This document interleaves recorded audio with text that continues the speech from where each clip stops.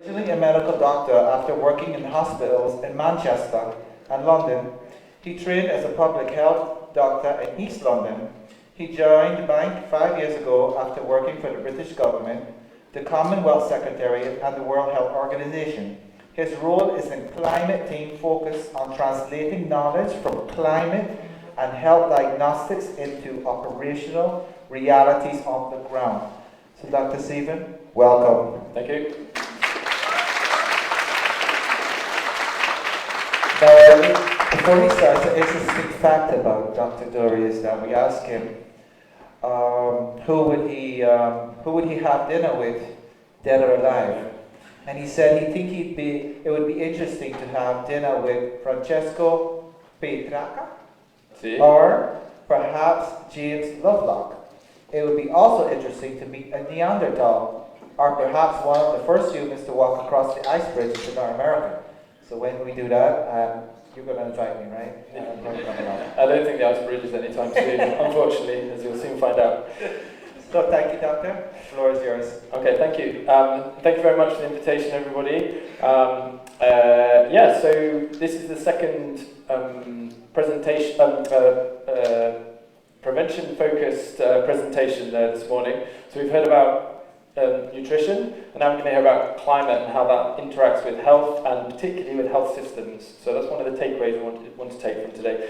There's going to be a lot of overlaps, obviously, and I think you heard from my colleague Mira this morning. She already mentioned climate a little bit, and I will mention nutrition in pieces as we go along. I think, first of all, it's been lovely to be here on the island, and including yesterday, I was very struck by the Sint Maarten song and how central nature was in that. And I think there was a piece that says, "Paradise, nature is very nice." You said that quite a few times. So it's obviously clear that nature and the environment is very important to you. But I think sometimes making that link between wanting something to happen, as we heard a little bit in the nutrition discussion this morning, and being able to act, thinking you've got the knowledge and the tools and the resources to do so, to go overcome those barriers, is another matter. And I hope by sharing some of the knowledge I've got, not much knowledge about Sint Maarten, but knowledge from elsewhere, I hope we'll be able to reduce some of those barriers. But first of all, I want to find out what you know. So I've got 3 questions, and I will be picking on people if nobody puts their hands up. But if my clicker doesn't work, then you're off the hook anyway. I don't know if I have to switch it on. Hold on, okay. You've got a bit more time for revision, quickly.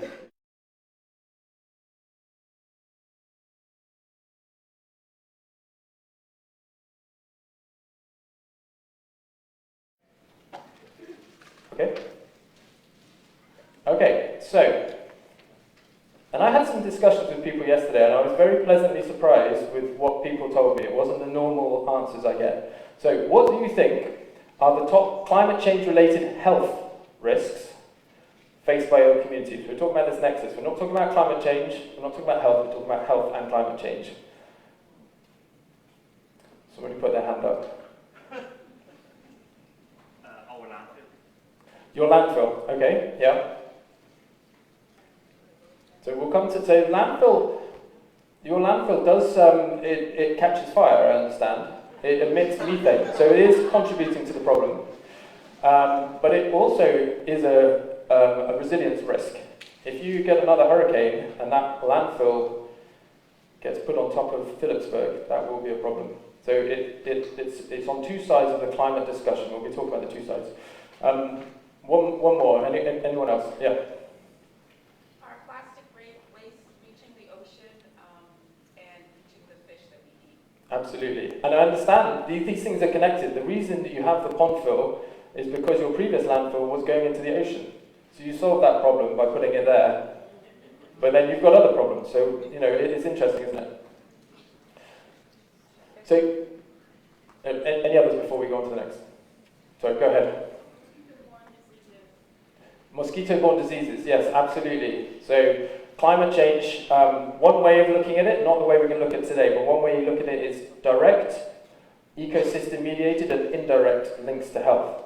And ecosystem-mediated is where vector-borne diseases come in. So the climate changes and organisms can live in different places than they would before, and that includes mosquitoes.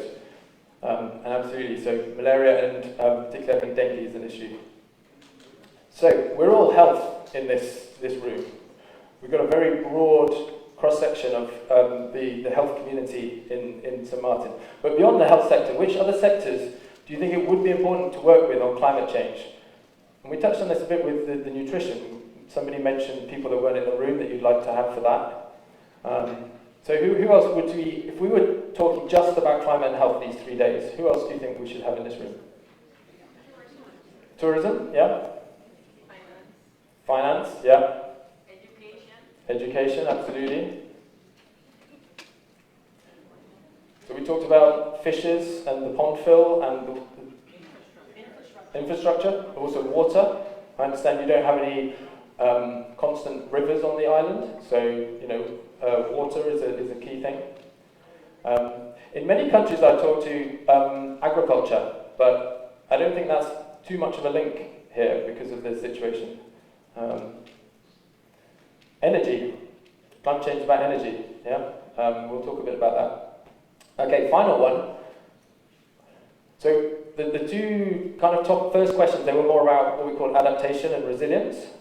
But this is more about what we would call mitigation. So at the global level, so not in the context of St Maarten and not in the context of most of the countries in the world, but at the global level, when you put them all together, what proportion of carbon emissions, so these are the gases in the atmosphere that are causing this challenge, are attributable to the health sector?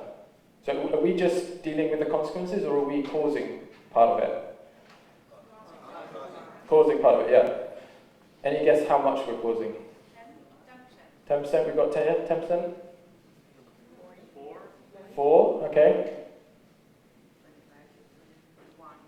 1.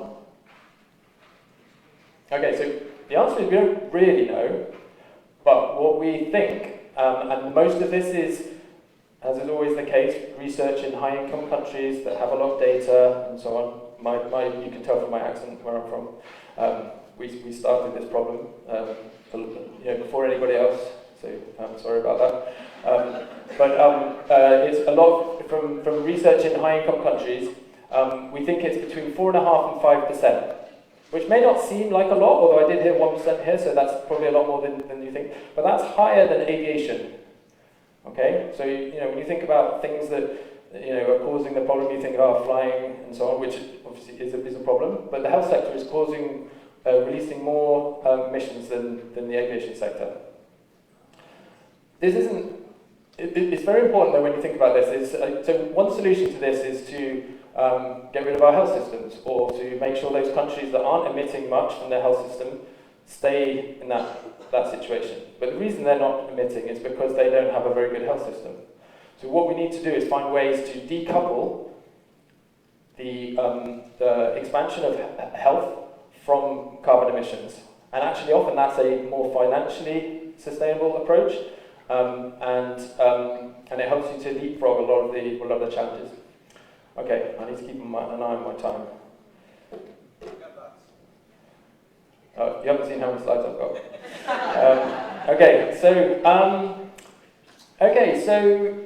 So this is just to give you a bit of an overview. There's 3 parts to this. Most of it's going to be in the first part, and it's probably a little bit small, so apologies. So I'm going to first talk about how we take a systems approach to climate health. I'm not going to tell you about a new pillar of health that we need to do. So we stop thinking about, I don't know, TB and start putting all that money into climate, and then everybody gets TB. This is about making sure that we add this challenge to the solutions that we're looking at. And often people will come onto a slide about what are the climate and health links, but maybe one of the questions I should have asked is, can you name a climate and health disease? And if anyone puts their hand up, I'll tell you you're wrong. There isn't one. It's a risk multiplier. Yeah. So all of the things that you're dealing with, climate is, on the whole, going to make most of them worse, particularly for some groups, and particularly for some diseases. So think about it like that. So we'll think about the systems approach, and with that we'll look at those links, what that systems approach is, and some thoughts that I've had about small island considerations and in the St Maarten context, and I'll be very interested in your views. Then I'm going to talk a bit about the work that my team does and how we look at the diagnostics, how we find out more about climate in a context, because it's a relatively new way of thinking, and then an operational toolkit that we're bringing in, which will help us to really take that knowledge into realities on the ground. And then some case studies from other countries that are in very different situations to you, but there's some learning that maybe we can bring across. I don't have as many case studies as we saw with Mira, because this is quite new, but there are some there. So before we go on to the systems approach, I think we heard 𝗵𝗲 talk about health literacy. So some of the things that we won't necessarily talk about here, but it's important to think about is like having a bit of a climate literacy and a climate and health literacy. So with climate literacy, you should be able to, especially in this country, understand things like the importance of sea surface temperature, what that does to hurricanes, how hurricanes change very rapidly with that. Does anyone know what an ENSO is? It's El Nino, yeah? So El Nino and how El Nino affects things. El Nino is protective for hurricanes, by the way. It chops the top off them, but it does lots of other bad things. You have to understand things like a wet bulb temperature. So it's not just about heat, but heat and humidity and the effect of tropical nights. So we talk about NCDs and people need to recover from heat at night time, but if it's hot and humid at night, as it often is here, they're not able to do that. And then familiarise yourself with terms like albedo. How reflective is the planet? Really big topics. As the planet becomes less reflective, it heats up. If you've got like a white shirt and a black t-shirt, the black t-shirt gets hot, and the Earth is becoming a darker colour as the ice melts. And then we're talking about climate and health literacy. So things like mental health are really important here. Heat stroke versus NCDs. Yeah, heat stroke isn't actually a big thing, despite what I just said. It's the NCDs and how they're affected. Naive populations. So many of you are healthcare professionals. Climate is going to change the case mix, and you're going to see things that you didn't see before, and you won't be ready for those. So how can you learn as much as possible and be ready to be aware of those? In climate, we talk about NDCs, which is not the same as NCDs. So we like acronyms that confuse. So the NDCs are the nationally determined contributions. What countries said they were going to do under something called the Paris Climate Agreement. The Bridgetown Initiative, you may be aware of. This is about how we need to reform multilateral finance, the kind of thing that we do in the bank, to close the gap caused by climate with the Sustainable Development Goals. And this is something that was agreed in the Caribbean. Primary versus secondary prevention. So we've heard a lot about screening and so on. We're very much here when we talk about climate in the primary prevention end of things, but really thinking that this is going to affect treatment as well and screening. Okay, so moving on then. So this is really this is as much as I'm really going to teach you about climate and health. After this, we're not going to really be talking about the links. So in the middle, you've got rising sea levels, rising CO2 and other greenhouse gases, such as methane, rising temperatures as a result of more extreme weather. And this leads to a number of impacts, so changes in vector ecology, we heard from our colleague there, water quality impacts, environmental degradation, not climate change, but very much linked. In many countries we talk about air pollution, it's not such an issue here, but air pollution and climate change, very linked. Many of the things you want to do to solve them are the same, but they're not the same thing. And then some of the things that on the outside that affect the health results of this. So asthma, cardiovascular disease, injuries and fatalities from extreme weather events, and then to some of the really broad things like forced migration, civil conflicts. Those are the things that we really, really worry about, but we find very hard to measure. I'm happy to come back to this, but if anyone's got any questions about this particular model that we look at here is the American CDC framework, but there are many others. So for example, I'm going to show you that there's a lot of different ways of looking at this. In the box, you see at the top is the CDC one that we looked at. There's here on this one, the far left, we call this a propeller diagram. This is how the IPCC, the Intergovernmental Panel on Climate Change, looks at risk.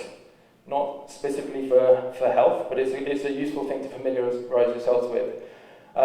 Then the others are more related to health. One in the middle is about planetary health, thinking really broad, including things like those environmental risks. And then the circular one, this is the health system building blocks, one that we're probably quite familiar with. But today I'm going to be using the World Bank's flagship health systems approach and the policy levers that we use in that. This isn't necessarily any better than any of the others, but it's just the one we're going to use today. And so, as I said, we're going to be putting what we've got through what I'm calling a climate health lens. So I think all of the other things that you need to talk about these 3 days, you need to think about, but I would encourage you to think about it through these two lenses of adaptation and mitigation. So we're going to consider financing, organisation, regulation, behaviour, and public health, particularly relevant to prevention. But first of all, one more audience participation, and I've kind of covered these, so hopefully you know the answers. Can someone tell me the difference between adaptation versus mitigation in the context of climate? What are we talking about? These are very, very important to understand these two aspects. Someone brave, put your hand up. The minister's not here, so I can't ask him. I have to ask the boss, he's in the front row.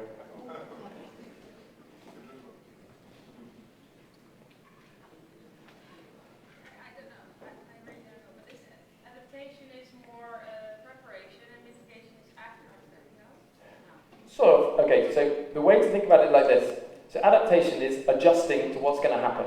Yeah, expected or actual or expected climate. So climate change is already here. In order to moderate harm or potentially exploit some of the benefits. So some of the things that we need to do to adapt to climate may help us with nutrition, may help us with physical activity and other things. Mitigation is about trying to stop it happening in the first place. Yeah. So reduce emissions or enhance the sinks of greenhouse gases. So you hear about people talking about tree planting and those sorts of things. So it's about preventing climate change from getting worse. And the important thing is that interventions can be both of these, okay? So this is, in a sense, a way of thinking, but it's a false dichotomy, okay? Don't think that they're necessarily separate. So now I'm going to go through 5 slides. I'm not going to go into detail on everything. I think you're going to get these slides, and I'm happy to share them if you don't. And I'm happy to go back, especially in the Q&A, to specific pieces. So on financing, which we can talk about tomorrow, I want to make sure that we're not just thinking about fundraising. That is important. Revenue raising is key. But both the revenue raising, also the risk pooling, so thinking about who's at risk, climate change, so this is going to change. So the people that are at risk are going to change. So you need to identify who they are and then think how that's going to change in the future. And then strategic purchasing, what's the best way to spend that money, if you like? Is that about incentives? And is it about subsidies or about accreditation? Okay. And then organisation, who does what? So I think a key thing here, one thing I wanted to get across today is to make you think that climate change is your business, but it's not necessarily only your responsibility. So don't be overwhelmed and think, oh, I need to solve this global problem or even this problem in the context of St. Maarten. But please don't feel that this is something that's necessarily super complex that you don't have the skills to engage in. Okay? It's about thinking about how you approach that. So energy efficiency and facility designs, for example, if we're talking about building hospitals, and where are they being built? And ensuring the most climate vulnerable groups have access, especially in many countries, the rural poor. They often are left out. And then, perhaps more proximately, think about correcting market failures. Where are things going wrong? And I think we discussed that quite a bit in the previous section. Yeah. So, but in the context of climate, say decarbonising the health sector, energy and transport and the supply chains. Regulation. So I think, again, going back to some of the climate health literacy, so the NDCs I already mentioned, there's an LTS, a long-term strategy, an HNAP, this is a Health National Adaptation Plan. Many countries have these. I don't know how it sits with St. Maarten, whether you have something like this, But even if you're not required to under the global Paris Climate Agreement, it'd be worth looking at what neighbouring countries have and how, you know, what implications this might have for you.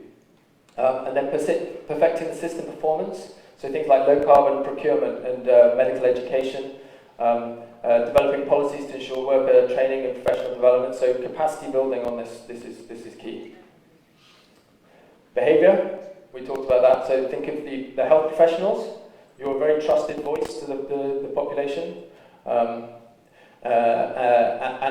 not only that, but what you do influences things in your daily practice. And then populations. So you see we've got low carbon diets. They're often also the healthy diets as well. And active travel, we talked about physical activity and like not moving over there. But then also on the adaptation side, say like very important to have that advice in extreme heat events and thinking about who's vulnerable. I talked about tropical nights. It's at night with the older people that we don't necessarily think about, and that's who are most at risk, and you don't think about that at the forefront of your head. And then nutrition information, particularly for women and children, and vector-borne and waterborne disease risk reduction behaviours. And then on public health, so just some specific pieces here, integrating surveillance with your hydromet services, you know, making sure that real-time information, whether it's big things like a hurricane coming and then what do we do, or more longer-term slow impact events. Healthy environments, working to make sure that you have that access to the healthy food and that you can travel more in a more healthy way, and also reducing things like urban heat island effects.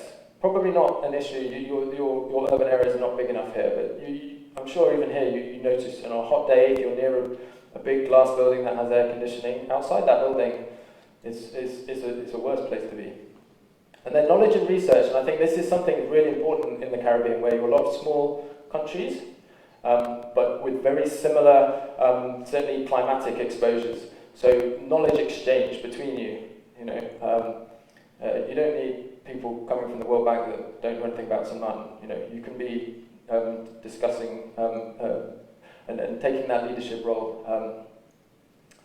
So yeah, key messages. So adopting a green health financing principles, creating that authorizing environment where you all feel that this is something you can talk about, integrating climate change into existing work that you're doing, building the capacity and how you do that, both through pre-service, so you know, training new health professionals and also and then continuing professional development, measuring and tracking indicators. So don't necessarily just have a climate health indicator, but make sure it's integrated into things that you're trying to track to look at your performance.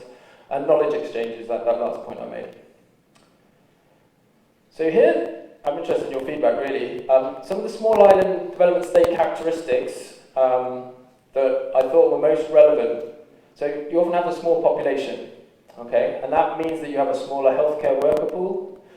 You have reduced exposure to novel case mixes, so that naive population issue that I talked about. I don't know where you put some mind on that, but I think you have a moderate population size, but you also have the advantage that you've got your AMI to the north. Should pop off français. High coastline to landmass ratio, that's a characteristic of an island, and often in many islands a high proportion of low elevation land areas, so that raises exposure to sea level rise. And sea level rise isn't equal all around the world, it's more in tropical areas due to expansion of the water as well as just the melting of ice in the polar regions. And that leads to, obviously, you have an area that was not the sea and now it's the sea, reduced land and the buildings that are there, but also salt intrusion, and it increases the risk of storm surges. In Sint Maarten, you have high topographic range, you have very high areas, there's no risk that Sint Maarten's going to go underwater. But despite this, many of the population centres are quite low-lying, and a lot of your infrastructure is at a very low-lying level. So it's worth looking at modelling that's been done of what the impacts of sea level would be, and which particular parts of the country would be underwater, and the timescale for that. So we already heard about high food and fuel imports as a proportion of GDP. We see that in many small island states, and that makes you very vulnerable to energy security and global shocks. Also gives an incentive to switch to renewables, really. And we saw in the previous presentation there's quite high CO2 emissions and high obesity in Sint Maarten. And as I understand it, there aren't those incentives there at the moment to switch. Like in many countries, you're starting to see a lot of solar panels, maybe wind turbines in some places. We don't see that in Sint Maarten because of some of the incentives are not there. And how can we, that's maybe not an issue essentially for the health system, but you're an important voice on that. And part of it also is that the way that the grid works is difficult for if all private houses start producing energy. It's very different to a power station, if you like. But hospitals are some of the biggest energy-using buildings in a community, and particularly in the case of somewhere like Sint Maarten. So you could work with the government to say, well, we are a special case. We should be generating our power from renewables, and we could be using that potentially even as a financial resource to supply the labouring community. Disaster costs. I wanted to keep my slides down, but if there is a slide we can share that shows disaster costs in small island developing states compared to any other region, and I'm including sub-Saharan Africa here, and it's huge. Everyone else is flat compared to what happens. The high cost of any region in the world. And single events can put development back by decades. And we've seen what happened with Hurricane Irma. That was, at the time, it was the highest energy hurricane that was ever recorded, and it hit you directly. There's since been more powerful ones. And there probably will be in the future. And then we heard about the high off-island travel costs. So I understand there's an incentive with this to strengthen in-country treatment capacities, and also digital health, which we talked about yesterday as a potential avenue for that. I think that's recognised as a challenge, and there's a strong will to try and do something about that. Because from a climate perspective, that also has a high carbon cost as well as a financial cost. There may be others to highlight, and I'd be interested, we can discuss after. So just briefly going through diagnostics information. I know we don't have much time, so I'm going to go through these quite quickly. The way that we approach things is every country is very different. So we take what we call a modular diagnostic approach. Think about it in a healthcare perspective. Everyone doesn't get the same treatment, and you don't even see the same specialists. You might see an OT or a physio, or you may see a cardiologist, or you may need surgery. So we're applying these different things to different contexts. Two things I'm really just going to drill down slightly on the vulnerability assessment. Not forgetting mitigation is an important thing, but really I think vulnerability is what we need to focus on. And then implementation toolkit, how we're starting to build an approach to supporting countries with that. As I said, this is quite a new field. So climate health vulnerability assessment, a CHVA. This brings in climatology and analytics, but the core of the assessment is about climate and health risks. So which of those things that we saw on that kind of spinning diagram at the start are relevant to Sint Maarten? And what is the adaptive capacity here already to do something about it? What can be enhanced? What is already good and we don't want to lose? But where are the gaps? And then through to recommendations. And bringing into that climate and health economic valuation, which often helps you make the case with the Minister of Finance. So you need your Minister of Health here, but you need, he'll be talking to the Minister of Finance. At the moment, that looks at 5 health outcomes: malaria, dengue, stunting, extreme heat, and diarrhea, so waterborne diseases. Already looking at quite large proportions, costs as a measure of GDP, but that's just five measures, so extremely conservative. And the reason it's only 5 is because that's where the evidence is at the moment. And then climate health operational toolkit. So the vulnerability assessment tells you all of these problems and potential solutions. But then we're now really realizing that we need to increase some of that support to really make it practical. What do you do about that? So working with partners on training curriculums, guidelines and specifications. If you want to have a climate resilient health facility, whether it's a hospital or a primary care centre, there are specifications that are relevant in certain parts of the world and not in others, and guiding through that. And databases of experts to support with that, and then case studies which we'll come on to. So this is just to give you a flavour of the kind of approach we're taking. So 2 case studies. So the first 2 of these are very much, I guess, they may seem to be on the mitigation side, but they're actually looking at that kind of making a better health system. So in South Sudan, we've done a lot of work expanding solar power for health service delivery in South Sudan. So yeah, South Sudan twice, sorry about that. So the thing to understand about South Sudan, landlocked, completely different to Sint Maarten, but it is a large portion of the country is underwater for 8 months of the year. And so there, the planning on how to do this seasonally is really key. And you have a very seasonal, effect to the way things work here. They have very, very bad outcomes, particularly for neonatal and maternal mortality in under 5s.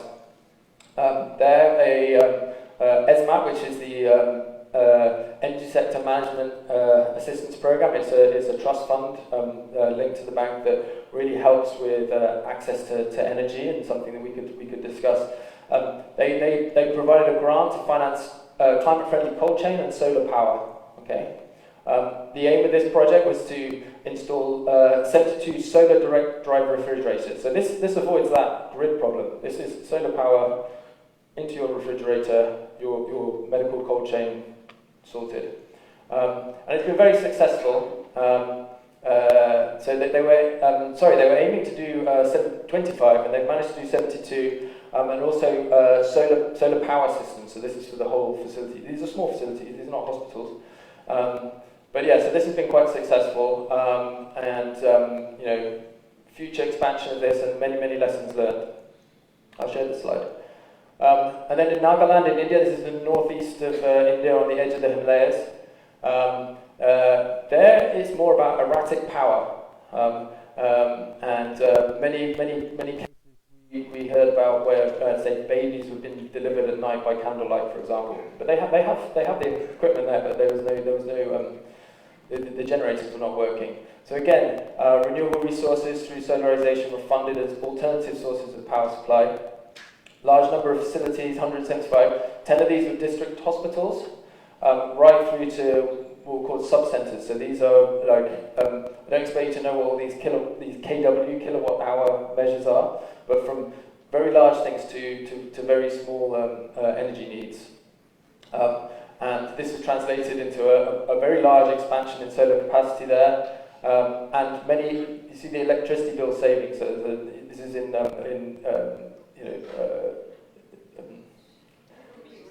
thank you, yeah, rupees. So they've saved a lot of money through this. And then Timor-Leste, this is an island, and this is about infrastructure improvements, okay? So also their relentless exposure to cyclones. Cyclones are the same as a hurricane, just different name, different part of the world. Droughts, floods, landslides, and then also just those increasing mean temperatures and extremely hot days, and having impacts on both infectious and non-communicable diseases, as well as food security. And natural disasters damaging the critical infrastructure. So there, an IDA credit for 50 million has been focusing on the climate vulnerable municipalities within the country, and constructing 3 resilient municipal hospitals with energy efficient equipment. So it's about the building, but also the equipment inside it, and upgrading primary care facilities. So it's about thinking about that whole system, and that's also been quite successful.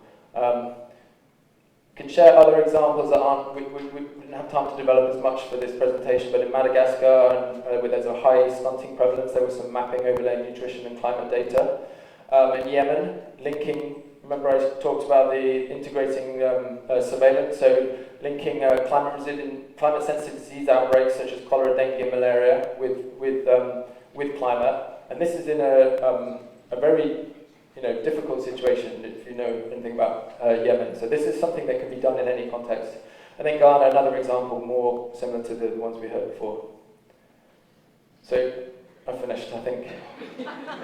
You'll be pleased.